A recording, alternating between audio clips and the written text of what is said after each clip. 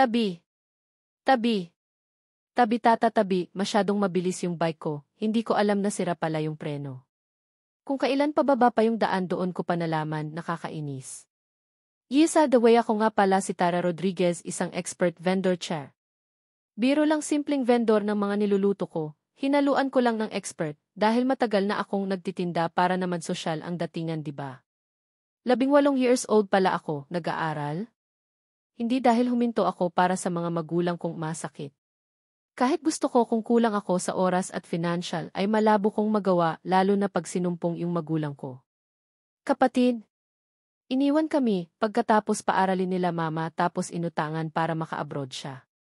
Matapos siyang makarating sa ibang bansa, hindi na siya nagparamdaman at iniwan kami sa ere, kaya haya na dismaya ang magulang ko at naging ganyan na ang sitwasyon namin. Ano ba? Bike na nga lang makakabangga ka pa. Napatingin ako sa lalaking akala mo kung sino, tinignan ko siya mula ulo hanggang baba. Hindi mo ba narinig?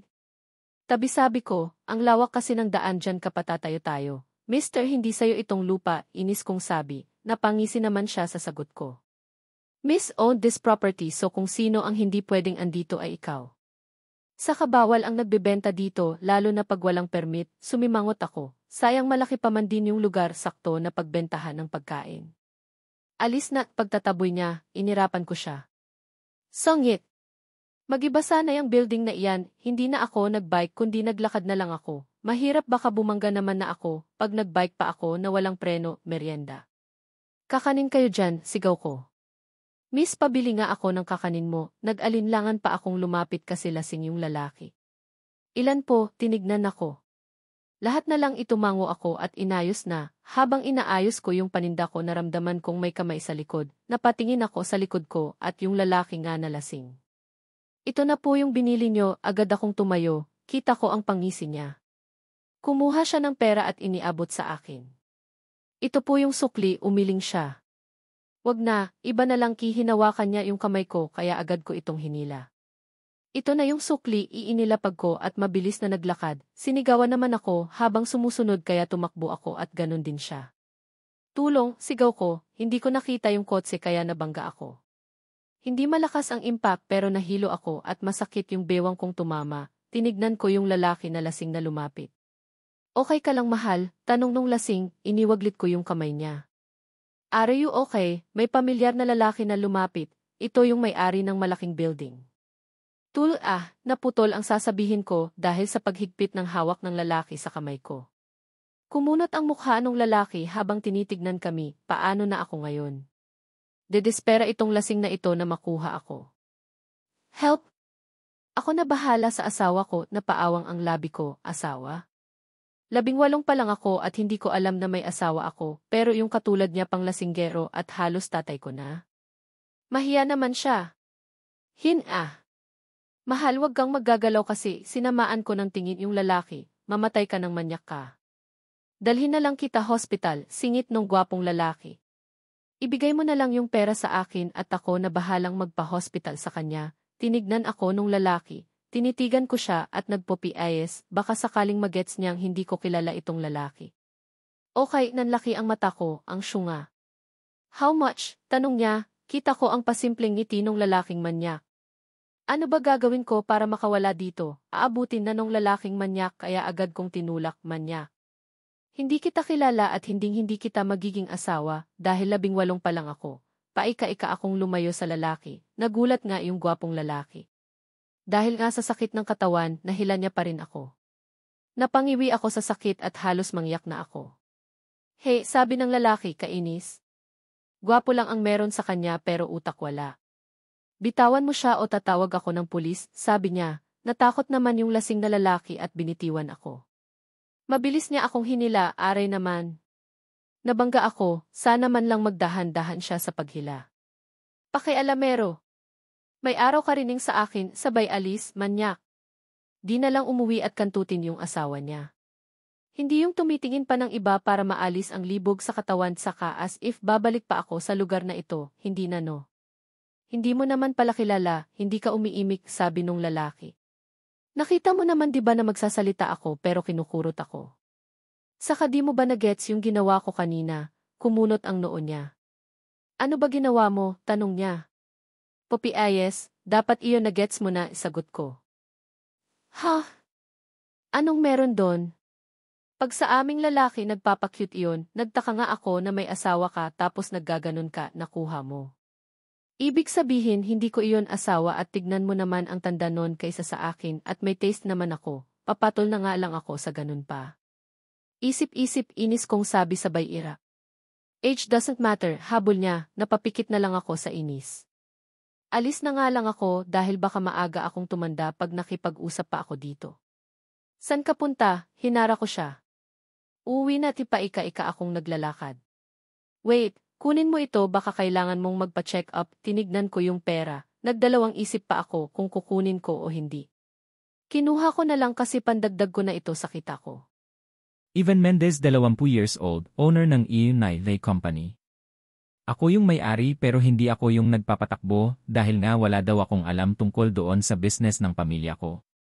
Ang tita ko ang nagpapatakbo dahil ang magulang ko ay matagal nang patay. Tungkol sa kita ipinapasok sa bangko ko at may access naman ako dahil hawak ko, kontento na ako doon basta ang mahalaga ay mapalagaan ang kumpanya ng magulang. Sir, andito na po ang tutor nyo, bakit may tutor? Sa totoo lang hindi naman ako bobo, tinatamad lang ako mag-aral kasi okay naman na ang buhay ko. May pera ako at bahay sa kalupa kaya para saan pa kung mag-aaral ako? Para la kumpanya? Andyan naman si tita. Pauwiin mo na lang, utos ko at humiga habang nanunood ng ngayi. Sir naman, kailangan nyo pong mag-aral dahil yon po ang gusto ng magulang nyo. Bumangon ako na nababagot, tinignan ko yung butler ko. Alam ko na mga yon, hindi ko na kailangan pang pag-aralan pa, tinignan niya ako. Kung ganun pumasok ka sa school para matapos mo na yung kurso mo Ivan, napabuntong hininga ako.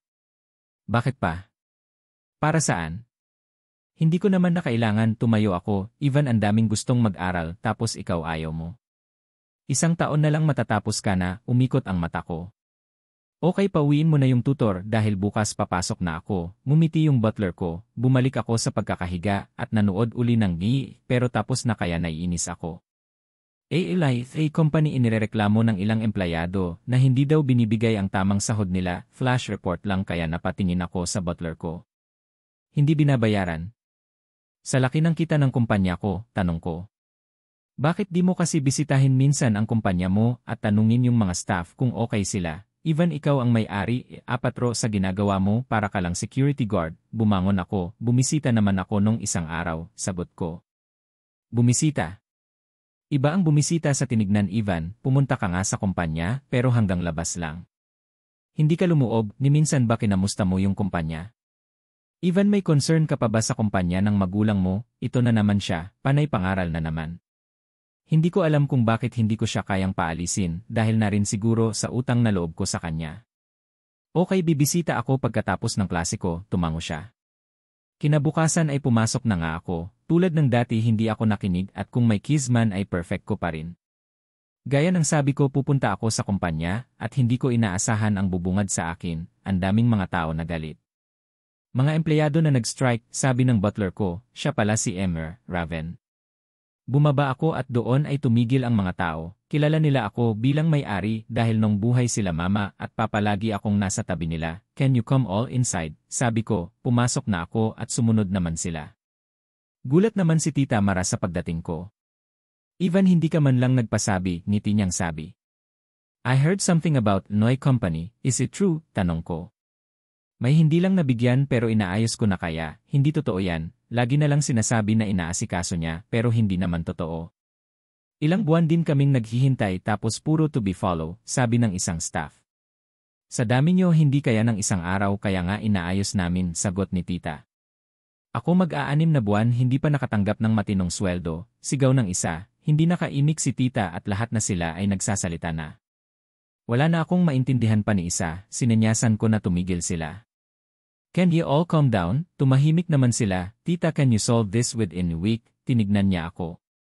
Hindi ako makina, give me a month, tinignan ko yung mga empleyado. Sige, payag kami pero pag hindi pa ito na-aksyonan magdodol na kami, sabi ng isang staff. Makakaasa kayo so please, go back to your work na, sabi ni tita, isa-isa silang bumalik sa mga pwesto nila. Ivan, sana nagsabi ka man lang, may diin niyang sabi. Tita, na ibalita ang kumpanya ko, sa tingin mo hindi ako mag-aalala tita, tumaas ang kilay niya. Wala ka bang tiwala sa akin? Ilang taon ko nang hawak ang kumpanya, kaya yang mga problema na yan kayang-kaya ko. Sa susunod wag kang mangialam, naglakad na siya palayo, tinignan ko ang butler ko. Wag mo nang pansinin yung sinabi na huli, ang mahalaga nag-step up ka para masolusyonan ang problema ng kumpanya mo, tumango ako, naglakad na kami palayo nang makasalubong ko uli yung babae. Miss, how many times I told thee na bawal magbenta dito, ngumiti siya. Kahit isang beses lang. Kailangan kong mapaubos ito ng maaga dahil kailangan na ako ng magulang ko, sige na, pakiusap niya. Ano ba benta mo? Binuksan niya yung basket at mga kakanin pala.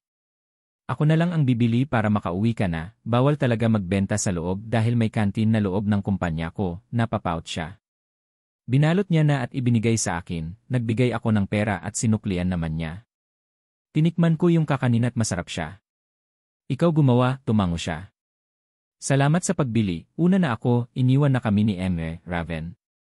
Sumakay na kami sa kotse at nilampasan namin siya, naalala ko 18 years pa lang daw siya. Ibig sabihin nag-aral or hindi? Mukhang hindi dahil naglalako siya. Gusto mo bang alamin ko kung sino siya? Tanong ni Butler. No need, I'm just curious kung anong buhay ang meron siya para maglako siya at parang laging nagmamadali, sagot ko. Aalamin ko para sa yon. Tera dinis pa scholar ang papa ko, baka gusto mo mag-BSI. Si Annie, kaibigan ko siya na anak ng mayor sa amin. Hindi ko naman pwedeng iwan ang magulang ko, alam mo naman iyon, sabay subo ng isaod, ano ka ba, malalakas naman ang magulang mo, hindi naman sila baldado. May hika lang sila at lagi naman silang may gamot. May paggamot si Papa na monthly kaya wala ka nang iisipin pang gamot. Yung gatusin pwede ka naman magbenta sa school, at least doon madaming tao, mas madaming kita, nabuhayan ako sa sinabi ni Annie. Sige, kakausapin ko sila mama, uming si Annie. Tyra, para sa inyo to, 18 ka na at dapat alam mo na kung ano ang dapat para sa inyo, lalo pat hindi natin masabi ang panahon. Big opportunity na ito. Hindi mo naman sila pababayaan mag-aaral ka para sa kanila, sa inyo, ngumiti ako. Dali-dali akong umuwi matapos naming mag-usap ni Annie, nadatnan ko ang magulang ko na nanunood ng umupo ako sa harap nila, tinignan nila ako. Mag-aaral po ako at kumunot ang noo ni mama. Paano ka mag-aral wala tayong pera? Yung kinikita mo ay kasya lang sa atin pang araw-araw, sabi ni mama. May scholarship pong ibibigay ang mayor natin. Hindi naman po ako titigil sa titinda dahil once napapasok ako, mas maraming customer, ngiti kong sabi. Wag na Tyra, magtinda ka na lang.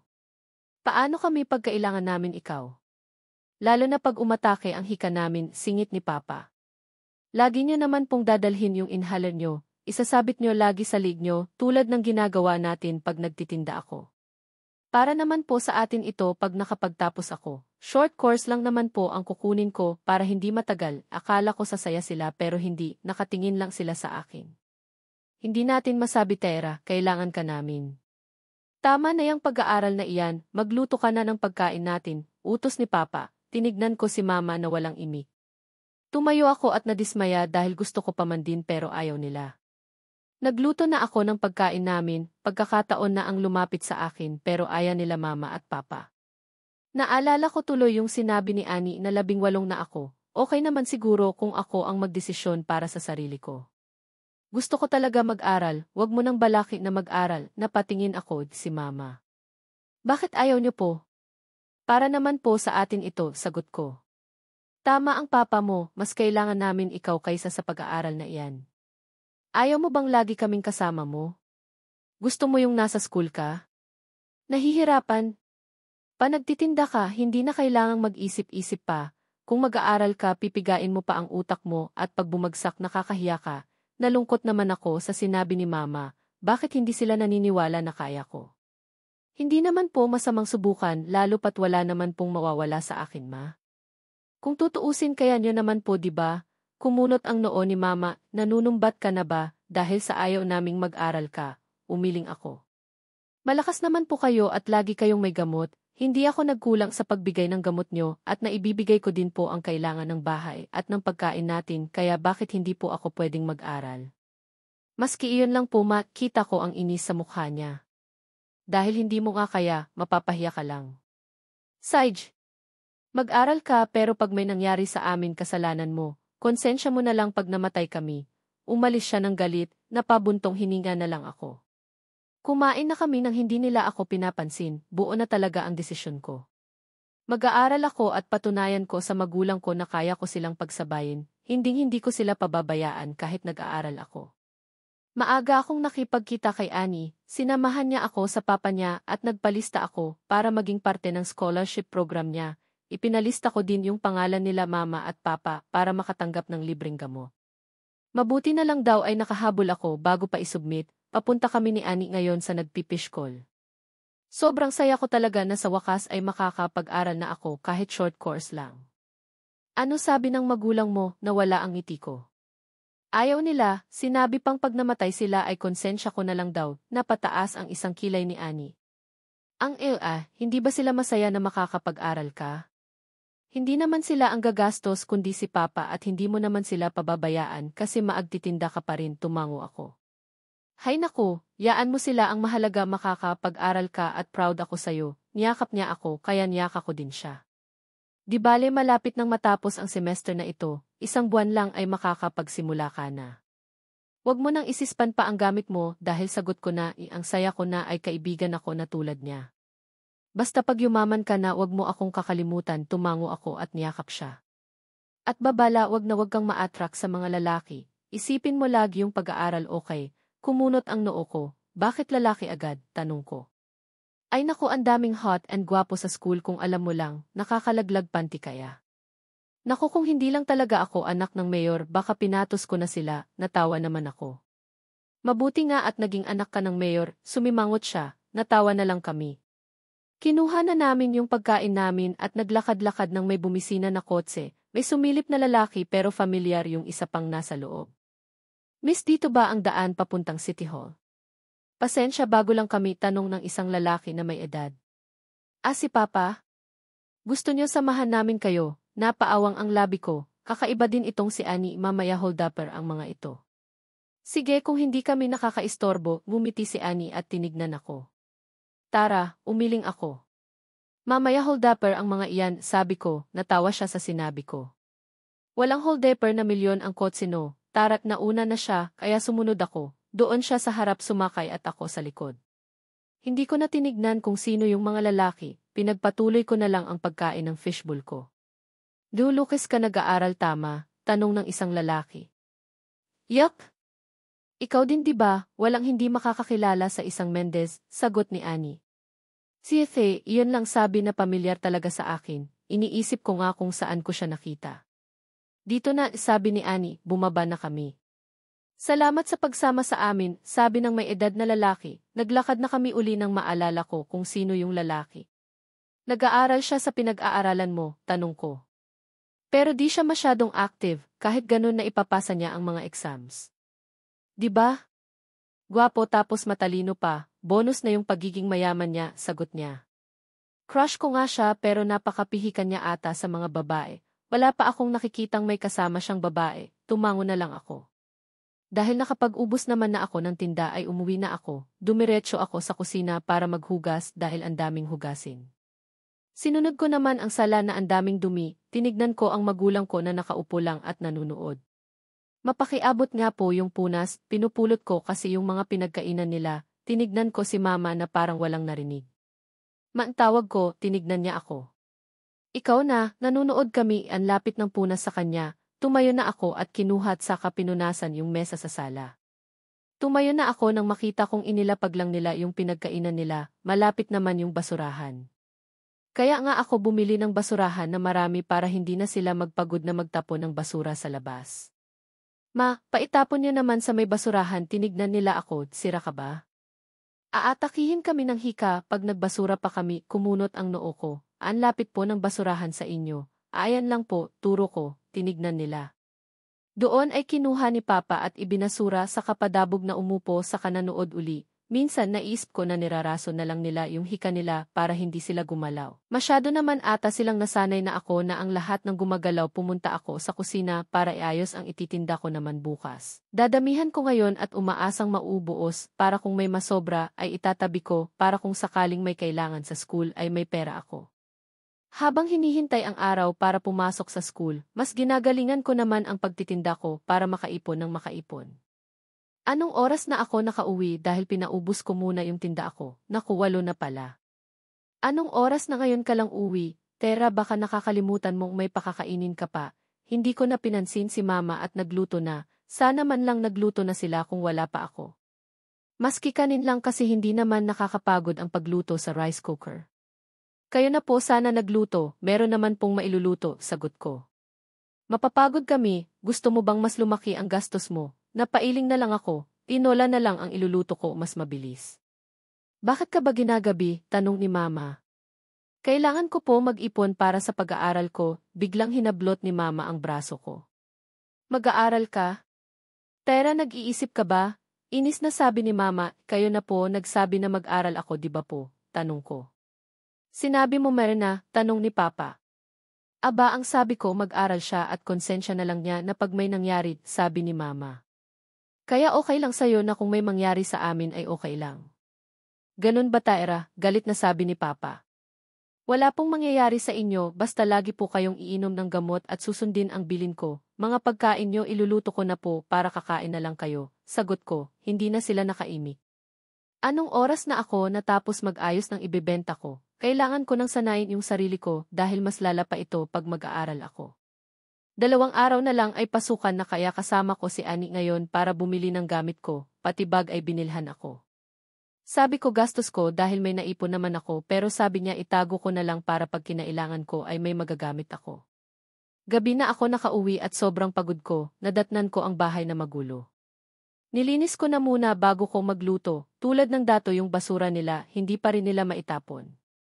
Hinayaan ko na lang dahil wala na ako lakas para magsalita pa. O may gamit ka na?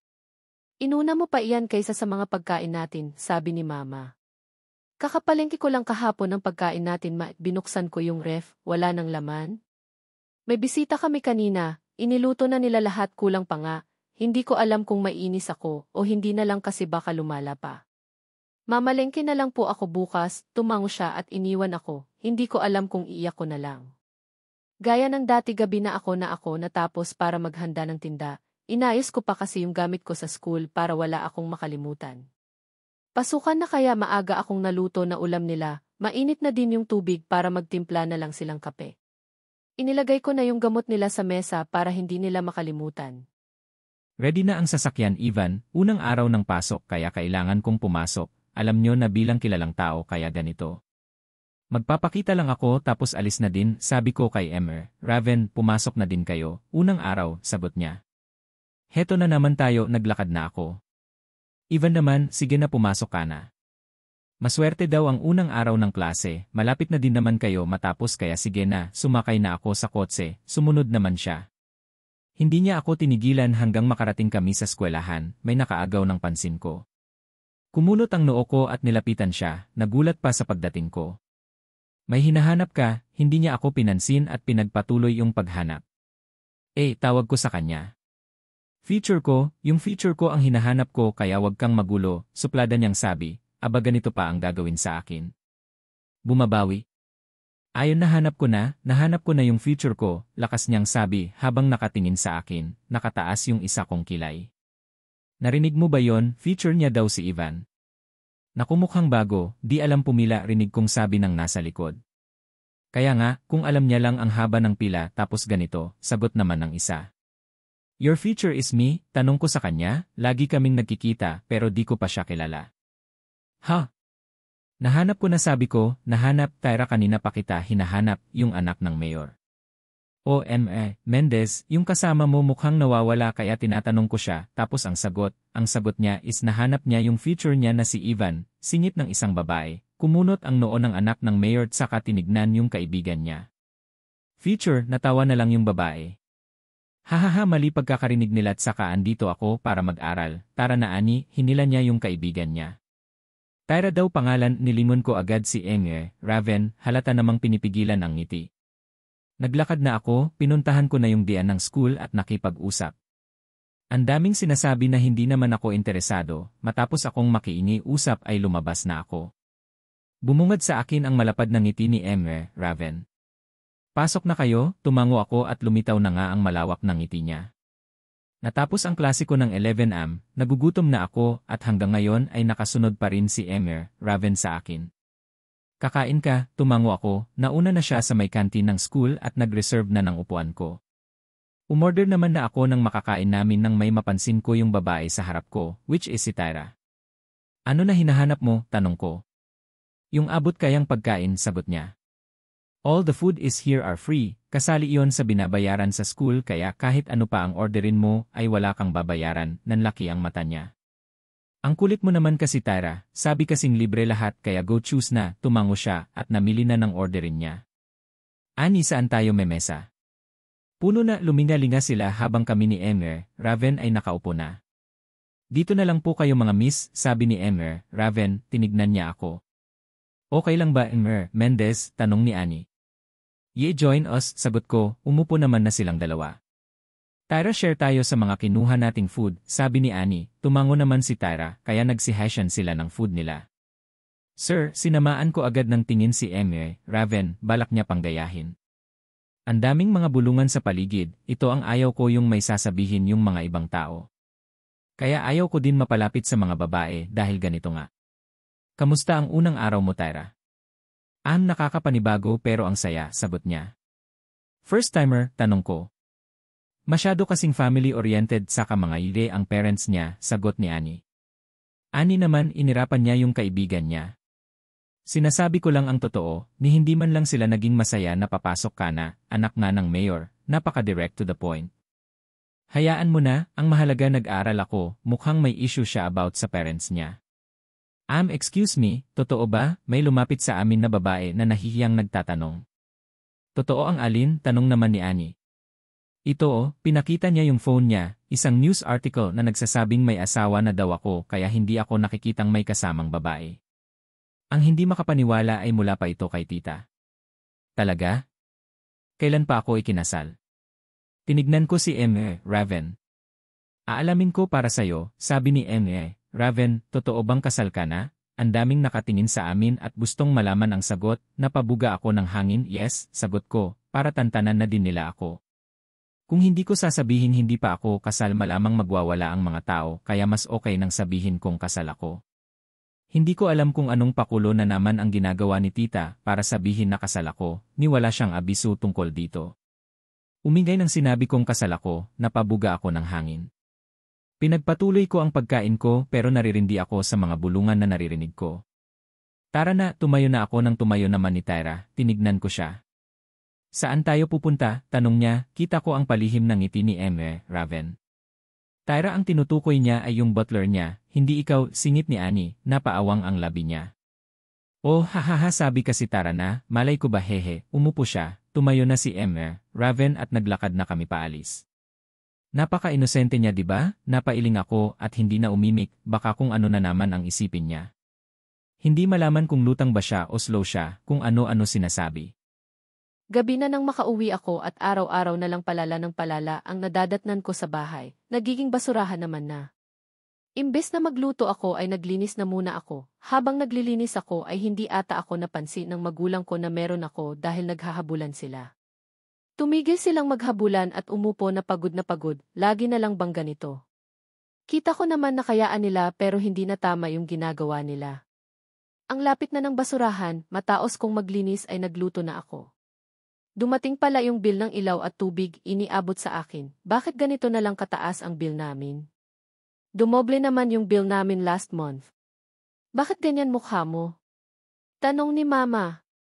Yung bill kasi tumaas. Ipapacheck ko kay Mang Eli yung ilaw natin baka may mali, inilagay ko na yung bill sa bag ko. Wag na, istorbohin mo pa yung matanda. Normal lang naman na tumaas ang bill lalo pat nag-aaral ka, kumunot ang noo ko. Wala naman akong ginagamit para tumaas ang bill, sagot ko, anong koneksyon? Maaga akong umaalis at gabi ako darating, sa school naman ako nagcha-charge, kaya paanong tataas dahil nag-aaral ako? Basta, sa pag-aaral mo iyan kaya tumaas ang bill anong oras ka na natutulog, nakaon ang ilaw tataas talaga iyan, sabay alis, mukhang sa labas na lang muna ako gagawa ng kakanin para makatiid sa ilaw. Natapos na kaming kumain, pumasok na sila Mama at Papa sa kwarto. Inoff ko naman na lahat ng ilaw, yung mga nakasaksak ay inalis ko saka ako lumabas. Sakto naman sa bahay namin yung street light kaya okay na muna ako doon. Pinagbabalot ko na yung kakanin tapos bukas maaga ako para iluto naman yung pansit. Naisip ko kasi dagdagan dahil kinukulang. Hindi naman bawal magbenta kahit may kantin sa amin at libre. Sabi ng iba para naman maiba at masarap naman kaya okay na okay. Nagmamadali akong pumasok sa school, iwas dito iwas doon ang ginagawa ko. Ito na yung mga pagkain, habol hininga kong sabi. Ayan na pala siya, sabi nila. Lumapit sila at kumuha ng pagkain nila sa kanila binayaran, hindi ko akalain na maubos agad at kulang pa nga. Ano nangyari sa kamay mo, si Annie? Napaso, alam mo na tinignan ako ng masama ni Annie. Tyra, sabihan mo naman kasi sila na gumalaw-galaw, ikaw na nga ang bumubuhay sa inyo, wala ka pang maasahan sa kanila, ngumiti ako ng tipid. Hayaan mo na, kaya ko naman, sagot ko. Talaga? So kakayanin mo ito habang buhay? Nalaman ko kay Papa na may videokehan sa inyo, alam mo ba ito? Mahigit 1 buwan na din hindi pa malalaman ni Papa kung wala ang magrereklamo, kumunot ang noo ko sa amin, tumango si Annie. Nagiinuman pa yung iba, dugtong niya, kaya ba ganun na lang kadumi ang bahay at iyon din dahilan kaya tumaas ang bill namin pero inom. Bawal kila Mama at Papa iyon dahil nga sa hika nila. Nagpapabayad ang mama mo para gamitin yung lugar nyo. Pupunta sila Papa ngayon para suwayin sila at sana wag maging matigas ang ulo nila, sumakit ang ulo ko, bakit kailangan nilang gawin ito? May binibigay naman ako sa kanila kahit papaano. Uy, saan ka pupunta? Tanong ni Annie. Titignan sila Mama, nagmadali na akong maglakad, sasama ako, sabi ni Annie at hindi ko na malayan ay may tao pala sa harap ko. Sorry, bumungad sa akin ang masamang tingin, siya na naman. Bawal tumakbo sa parteng ito, sabay turo sa signage, hindi ko man lang napansin. Sorry hindi ko napansin, nagmamadali lang kisagot ko, iiwan ko na siya nang hinawakan niya yung braso ko. Close na yung gate, sabi niya. Hala, hindi na tayo makakalabas niyan, sabi ni Annie. Di ba may rules ang school na once close ang gate, hindi na pwedeng lumabas, nanlumo ako, paano na? Importante ba talaga? Tanong nung lalaki, sino na nga ba uli ito? Pag hindi nakikooperate ang magulang niya, singit ni Annie uli, kahit kailan ang inagi niya. Okay, I can talk to them pero kasama ako pumunta hanggang bumalik, sabi niya, Sir, pigil ng butler niya ba ang tawag doon, tinignan niya at hindi na muling umimik. Okay, Tarad, sabi ko. Hinayaan na namin yung lalaki na siya ang makipag-usapan at ilang minuto ay pinagbigyan kami, sumakay na kami sa kotse niya, mabuti na lang may mabait na tao pa dito sa mundo. Ano nga pala pangalan mo? Tanong ko, kumunot ang noo niya. Gaga, ilang beses na kayong nagkita tapos hindi mo pala siya kilala, sabi ni Annie. Ivan, sagot niya, tumango ako. Nakarating na kami sa bahay at nagmadali ako dahil may mga kumpulan na, nadatnan kong nakikipag-away ang magulang ko na parang walang sakit. Pinigilan ko sila pero isinama naman nila akong inaway, matama na, sigaw ko pero ayaw tumigil. Isa ka pang walang pakinabang. Magsama kayo ng kapatid mong walang kwenta. Galit na sabi ni Mama, si Papa kasi inaawat nila dahil may hawak itong kutsilyo kaya lahat sa kanya ang aatensyon, tama na tita. Maawa kayo kay Tara, rinig kong sabi ni Annie, napaupo na ako dahil sa hirap at sakit na ginawa ni Mama. Lasa ko na din yung dugo sa bibig ko dahil sa pangbubugbog sa akin. Akala ko tapos na si Mama pero kumuha lang pala ng pamalo. Hindi ko na maiiwasan pa dahil nga sa bugbog na ako. Pumikit na lang ako, pero bakit ang tagal na tumama sa akin?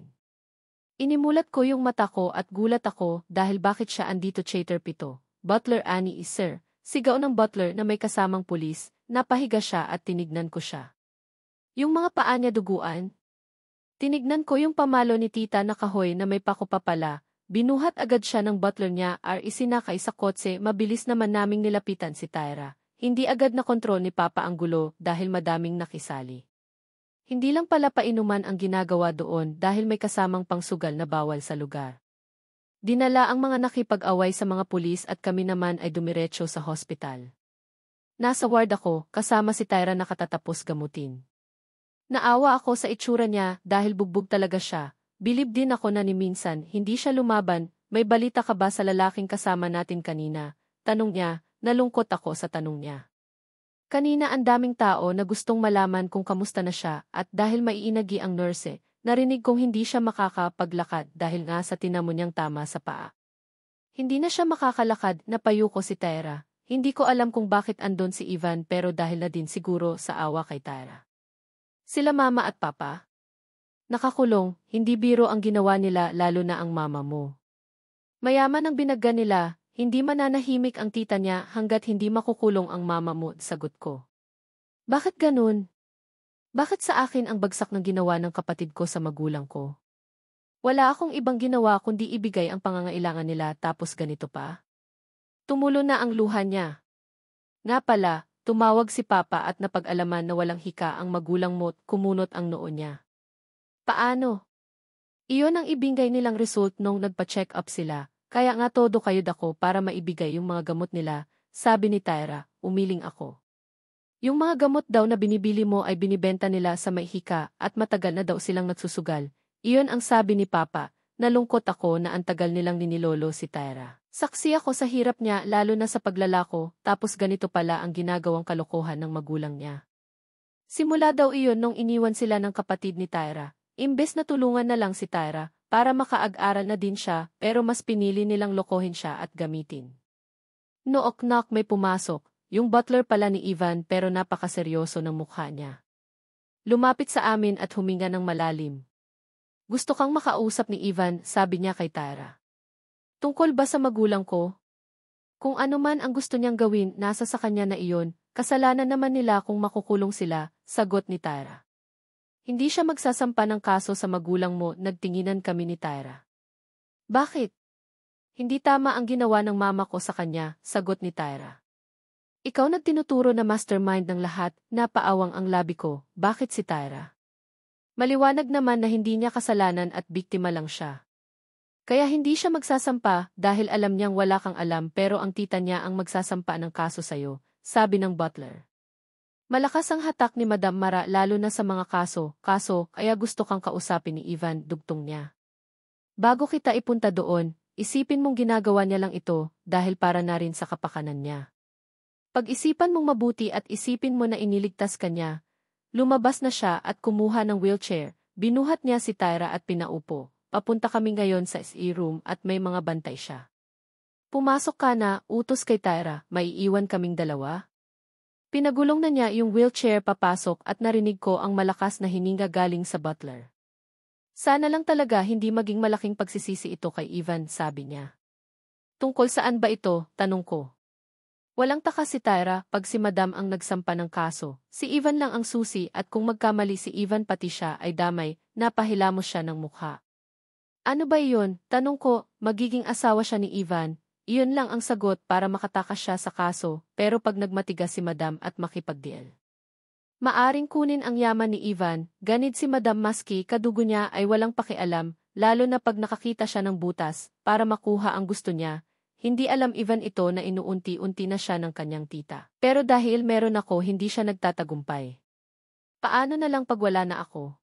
Paano na lang si Ivan, kaya pumayag din ako dahil baka makatulong si Tyra, paliwanag niya pero tama ba?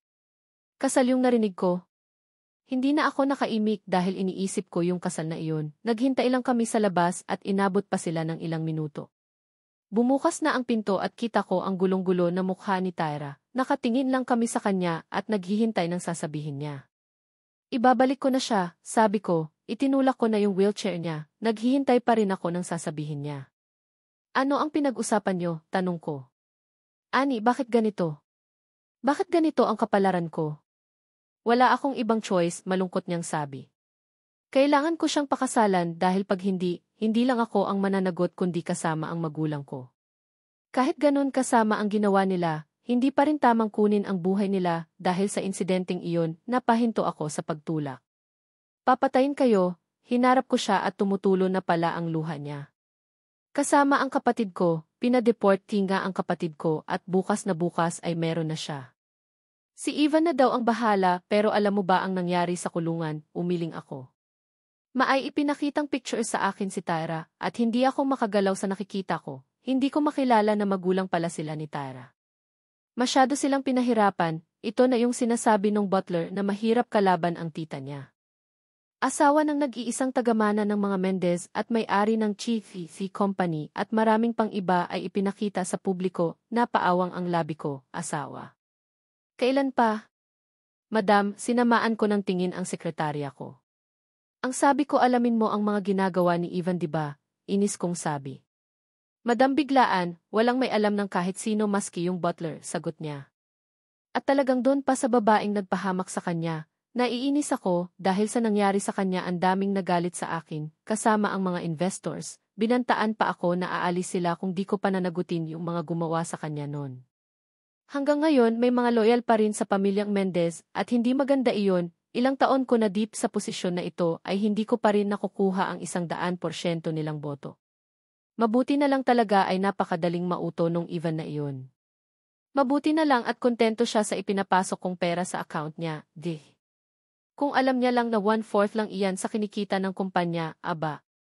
Dapat nga konti lang binibigay ko kasi ako ang nagpapakahirap dito at wala siyang ibang ginawa kundi maglastay ng pera, i-cancel mo lahat ng meeting ko, pupuntahan ko si Ivan, maam kakalabas lang sa hospital, kumunot ang noo ko. Tapos ngayon mo lang sasabihin, yumuko siya. Kinuha ko agad ang gamit ko at nilampasan siya, napakapalpak niya. Hindi ko alam kung bakit hindi ko siya tinatanggal sa trabaho niya, sumakay ako sa kotse at inutusan na pumunta sa bahay ni Ivan. Ivan, tinignan nila ako pero ang tingin ko ay sa babae, naiinis ako sa babaeng ito. Hindi ko alam kung bakit ang bigat ng loob ko sa kanya. Iba yung bigat sa mga bagong kakilala lang, ito is kakaiba. Bakit ganito ka na ngayon? Ni hindi ka na nagpapasabi sa akin, tanong ko. You're busy tita, ayokong pati ito ay isipin mo pa. Di bale at ipinaayos ko naman kay Ian, Raven, sagot niya.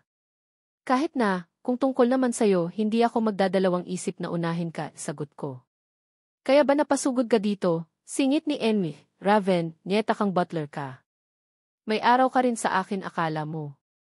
Napasugod ako dahil umalis agad siya sa hospital nang hindi pa gumagaling. Ivan, sigurado ka bang okay ka na? Tanong ko. I'm good, andito naman si Tyra para alagaan ako, sagot niya. Isa pa iyan, seryoso ka ba dyan sa babaeng iyan? Hindi naman sa ano ha pero babae din ako at mahirap yung ganito na padalos-dalos lalo na ngayon at dyan pa sa babaeng iyan.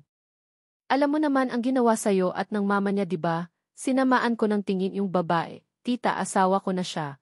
Huwag mo namang tignan ng ganyan, sabi ni Ivan, kinalma ko ang sarili ko at kumpait kay Ivan.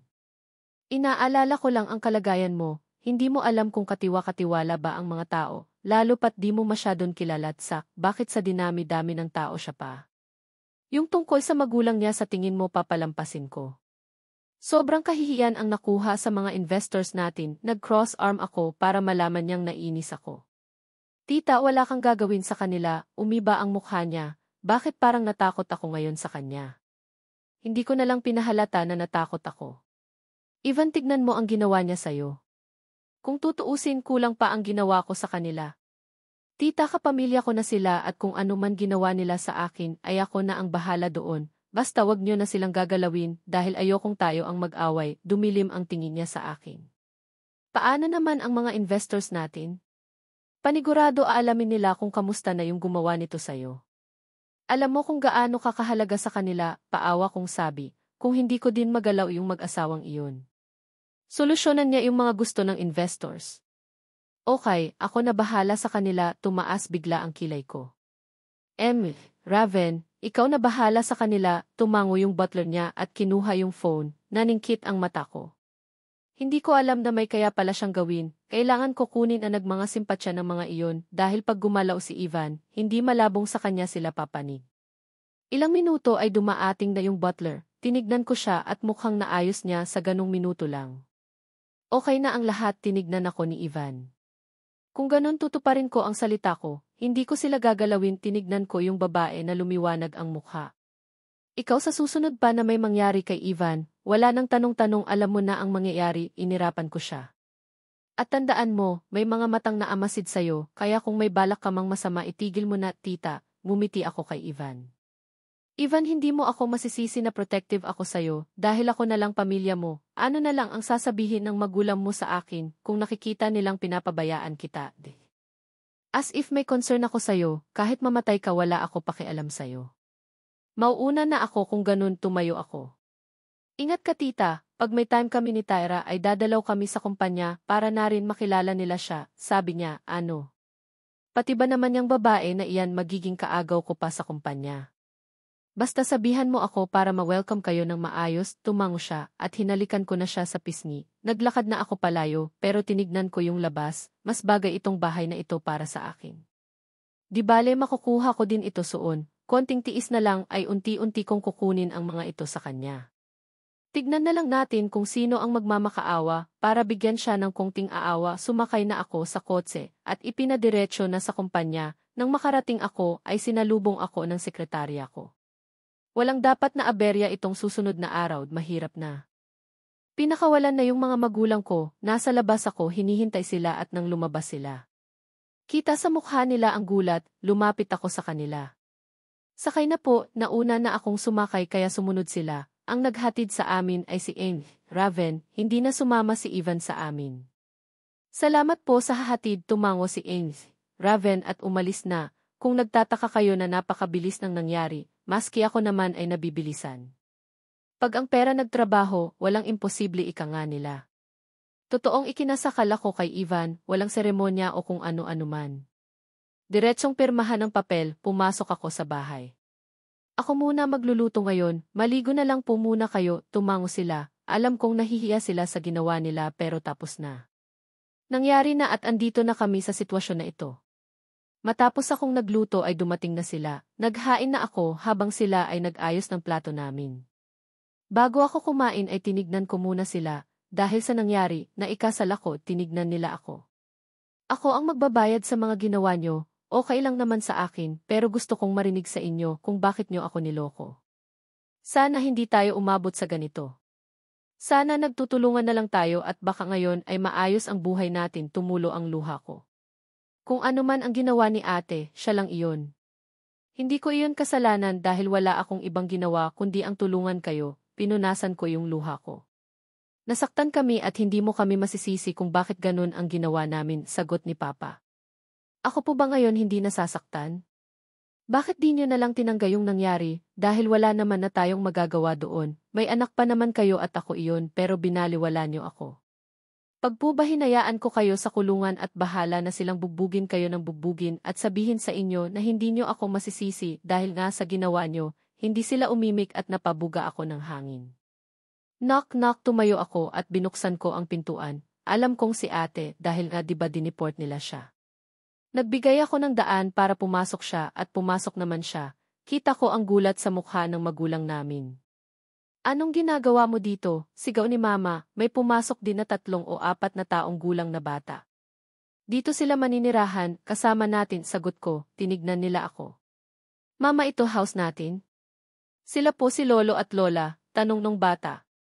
Sa bayan niya na kami, madami naman akong niluto, umupo na ako at umupo na din sila. Bakit siya andito? Tanong ni Mama. Tulad na nangyari sa akin, dahil nga sa ginawa niyo na deport siya. Natahimik siya, hindi na ako umimik at kumain na dahil may bata baka magkasagutan pa kung nagsalita pa ako. Kinabukasan na abutan ko si ate na nagluluto, nagkakape naman yung anak niya. Nagtimpla ako ng kape ko at umupo. May klase ka? Tanong niya. Yes, said, ikaw muna bahala dito, sabi ko, tumango naman siya. Kung ano man ang sabihin nila Mama at Papa, wag mo muna pansinin, alam mo naman kung bakit diba? Tumango siya. Ikaw ba hindi galit sa ginawa ko? Tanong niya. Hindi mo gagawin iyon pag walan kang rason, hihintayin ko na lang na dumating yung oras na sasabihin mo sa akin, nakatitig lang siya sa akin. Thank you, tumango ako. Beep. Beep. Beep. Aalis na ako, inubos ko na agad yung kape ko kahit mainit, lumabas na ako at mabilsi na naglakad papasok sa kotse. Next time, wag mo nang hintayin na businahan ka, alam mo naman ang call time. Sabi ni Ivan, tumango ako. Umandar na yung sasakyan at tahimik lang kami, bumaba na kami at nakayuko ako kasi pinagtitinginan kami. Yung paa niya? Okay na, gulat nga ako. Sabi kasi hindi na siya makakapaglakad tapos lumipas lang ang 2 araw ay okay na, hindi ko alam kung ano ginawa dahil hindi ako yung kasama pag pumupunta sa hospital. Wag mo na ako hintayin pag magbre-break ka, magkaiba tayo ng schedule, tumango ako. Mauuna na ako, maglalakad ako nang pinigilan niya ako. Bakit? Tanong ko. We're married, right? So ano to? Kaibigan lang na walang ano-ano, ano ba gagawin? Tinignan ko si Amy, Raven at Mumuso, nanlaki ang mata ko. Hahalikan ko siya. Teka lang naman, nangangapa nga ako tapos may kiss agad. Kiyahe. Wag na nga, naglakad na siya, napakamot na lang si Amy, Raven at sinundan si Ivan. Napailing ako, tera kasi kasal ka na kaya kung ano yung mga dapa na ginagawa ng mag-asawa ay dapat ko nang alamin, napaisip ako. Ano nga ba? 6. Napadasal ako sa naisip ko, hindi naman siguro kami aabot sa ganun total diba nag-adjust pa lang kami. Ramdam ko ang pamumula ng mukha ko, ano ba yan? Bakit kasi iyon pa agad ang naisip ko? Bakit ganyan ang mukha mo, si Annie, nagulat pa ako. Wala, mabilis akong naglakad papasok sa room. Tulad ng bilin niya, hindi ko na siya hinitay para sa break. Kasama ko naman si Annie kaya okay lang, nakatitig siya sa akin. Bakit ganyan ka makatingin, tanong ko. Sabihin mo nga may nangyari na sa inyo no, nanlaki ang mata ko. Gaga kung ano-ano pinagsasabi mo, ang bata pa namin pareho kaming nag-adjust pa, agad kong sabi. Bakit ka namumula kanina, tanong niya uli. Basta, may naisip akong hindi dapat kaya ganun, sagot ko. Naku Tyra baka iniisip mo kung paano kayo maggaganon no, napaawang ang labi ko. Ano ka ba Annie, kung ano-ano pinagsasabi mo, sagot ko. Pupunta din kayo doon kaya mag-ready ka, sa tipo pa man din ni Ivan. Naku mabagsik iyon sa kama, nanlaki ang mata ko. Anong oras na, kanina pa kami naghihintay. Tapos naman na ang klase niya, bakit hindi pa siya lumalabas? Tama lang yung naisip ko na sunduin na lang siya pero ang dami kasing mga babae na nakakairita. Ang tagal, irritable kong sabi. Andyan na siya, pumasok na siya na, kumunot ang noo ko, bakit naman pulang-pula ang mukha nito? Sa bahay tayo didiretso, wag tumaas ang kilay ko. I mean, hindi pa ako pwede umuwi sa iyo kasi nga hindi pa maayos ang sitwasyon sa bahay, sagot niya. Yitil, sige. Kain na lang mua tayo bago ka ihatid sa inyo, tumango siya at agad na iniwas ang mukha. Ano naman ang problema neto, naghanap kami ng pwedeng mapagkakainan, yung tahimik lang at walang masyadong tingin ang tingin. Umorder na ako ng pagkain namin at tinignan si Tyra na nilalaro ang phone niya, ngayon ko lang napansin na bitak pala ang screen ng phone niya.